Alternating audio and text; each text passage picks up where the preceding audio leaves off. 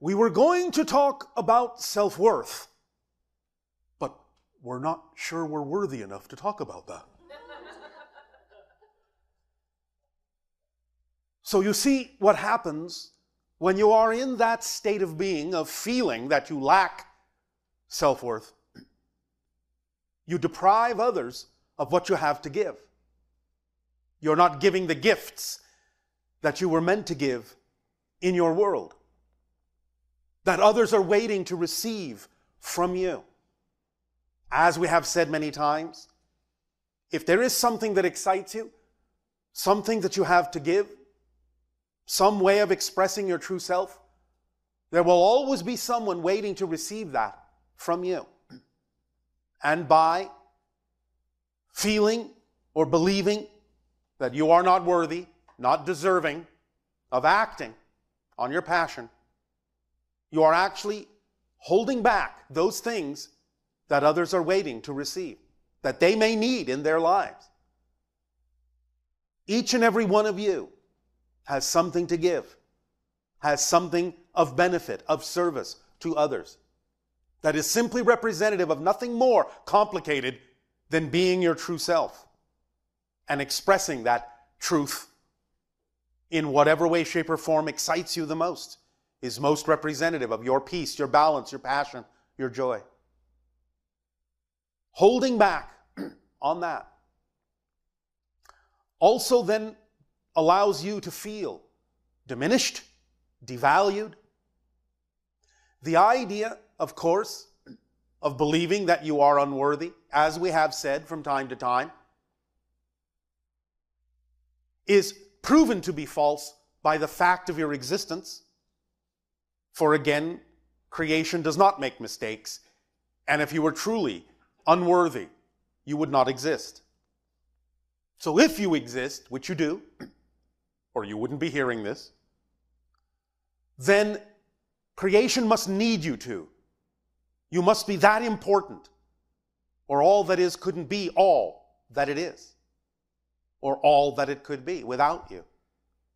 So you are worthy on the most basic level by the fact of your existence itself.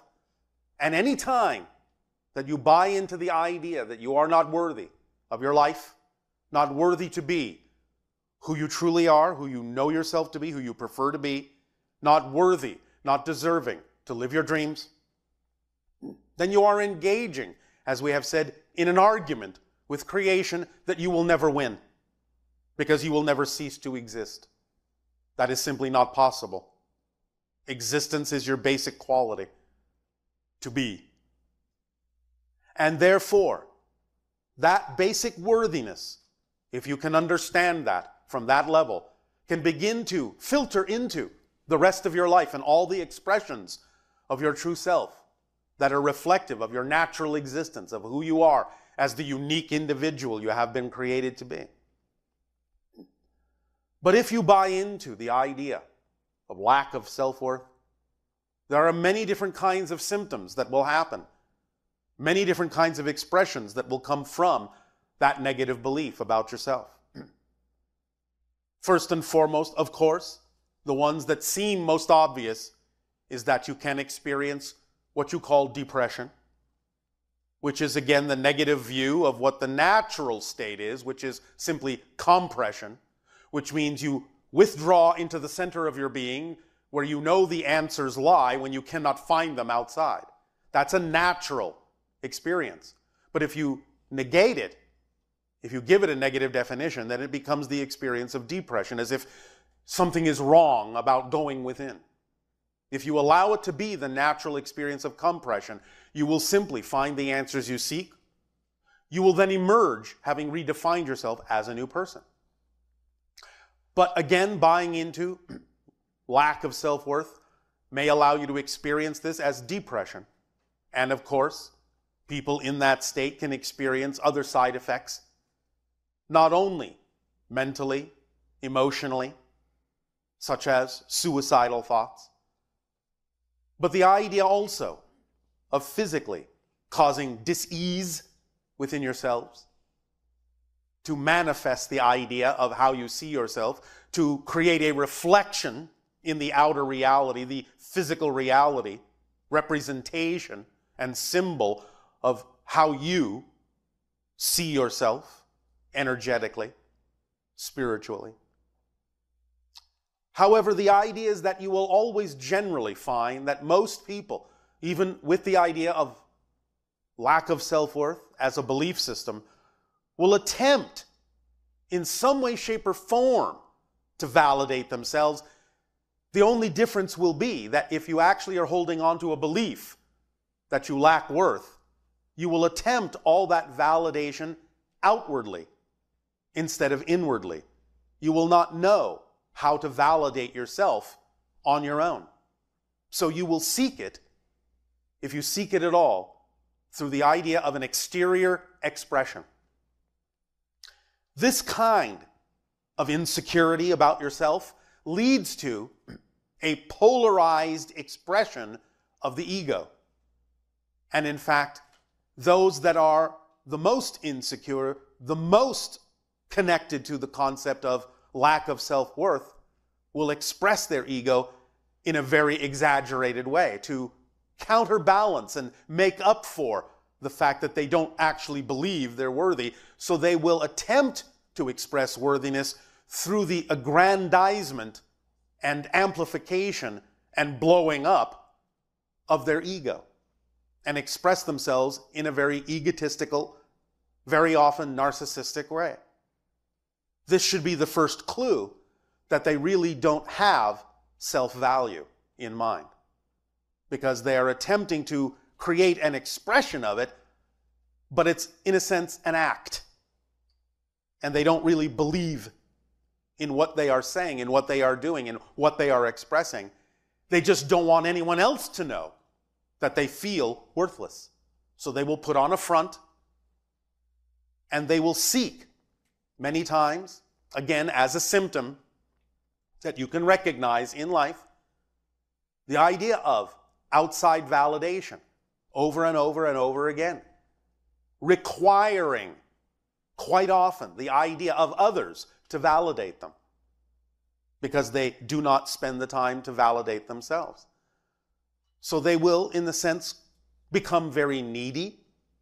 Very often will be one of the strong symptoms, requiring constant validation from those around them, since they will not give it to themselves. This will, of course, create secondary negative effects in any form of relationship that they may find themselves in, because they will always be only relying on others to create the sense of worth that they simply deny themselves. So you can look for these symptoms and understand that it is coming from a place where they do not feel valued and do not know how to give themselves the idea of self-valuation, self-appreciation, to the degree that if they don't get it from others, if they don't, in some sense, insist on it from the outer reflection, they will feel empty, bereft, abandoned. But then another side effect of that, because they will awesomely be in denial of the idea that they are lacking worth, because they don't want to face that, is they will project onto others the idea that they are being abandoned, not being supported, not being valued by others, because they cannot face the fact that they are not valuing themselves, because they believe themselves not to be worthy of value.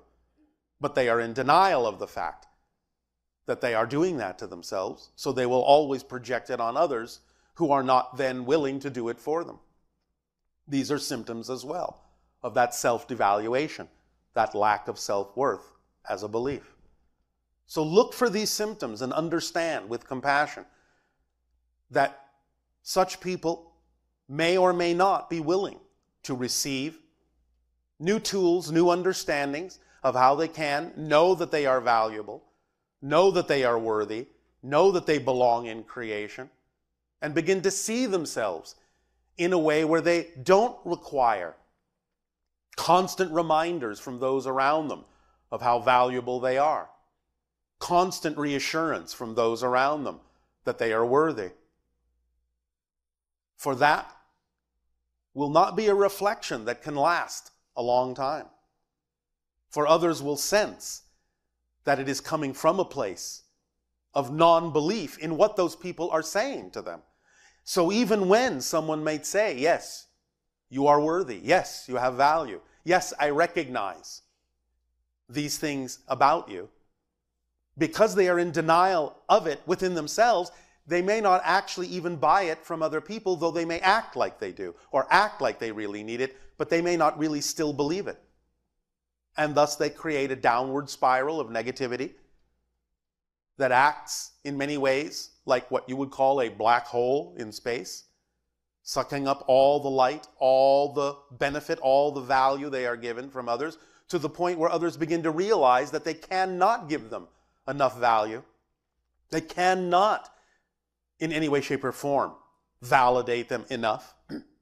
And therefore, they recognize that since all of that reflection is really just disappearing within that person and never actually being put to use in the sense of strengthening that person's ability to know that they are worthy, know that they are valuable, the outside reflection will eventually usually stop. And it will then thrust the person devaluing themselves into an even deeper downward spiral that can again lead to the concepts of depression, senses of abandonment, suicidal thoughts, and all of those things that go with not being able to support the self, not knowing how to believe what others are telling them, and needing others to do it because they will not do it for themselves. So take note in your lives, in relationships, when individuals are removing the platform from under their own feet, not able in their own minds to really stand, not able to give themselves the valuation that they truly need, constantly asking for recognition for everything that they may do, instead of giving themselves the recognition in a humble way and being of service to others. Allow yourselves more awareness, more conscious perception, and by all means, should you come across individuals devaluing themselves in that way, by all means share with them that they do not have to do so. By all means share with them that there are tools by which, and ideas and beliefs by which they can know that they are valuable, know that they are worthy, but also allow yourselves to recognize that unconditional love is not about continuing to support a vibration that is incompatible with your preference beyond a certain point. The most unconditionally loving thing you can do sometimes is to demonstrate the consequence of another person's choice. And it may not be what they prefer, but it may be what they're telling you needs to happen. Because if you do not give them a reflection of the consequence of what they are choosing for themselves, you give them no opportunity to change, no reason to change. It doesn't mean they will change, but at least give them a reason to. For if they want to remain in a relationship with you, by being given a clear reflection of the consequence of constantly devaluing themselves and constantly needing others to validate them, by showing them that you can no longer do so because it's actually not in their best interests for you to continue to support the negative behavior, you at least give them an opportunity to recognize that they may need to change if they wish to maintain the relationship with the real you and not with who they actually insist that you must be, because that is not being in a relationship with who you really are. So we would always encourage you not to reinforce the negativity, but to let them know there is always an opportunity to know how valuable they are, how worthy they are, and to give themselves what they need. And the irony and the paradox in this is that when a person does, in fact, humbly value themselves, they will often find that others will value them quite often. And they will see the reflections of their self-valuation in your reality and in their reality. So, use the power of the paradox to allow them to know that what they truly need will be given to them, ironically, when they don't need it. In a needy way. Because everyone needs validation. Everyone needs to know they are worthy and deserving. Everyone needs to know that.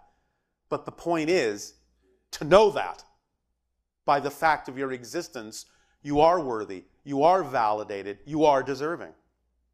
And when you can stand in that certainty and stand in that awareness and stand in that knowingness, you will get the reflections that you need of that worthiness, of that validity. It will simply be the reflection of the energy you're giving off. Because when you shine, the mirror has something to reflect back. But when, like a black hole, you suck in all the light, there is nothing that can be reflected to you because you're giving nothing off that is representative of that validity, of that worthiness. Does this make sense to you? All right. So, just bear it in mind, keep it in mind, pay attention. Let your senses be aware of when you are seeing these symptoms. Do your best to assist, but not at the expense of your own worthiness. For that is never helpful nor loving to anyone.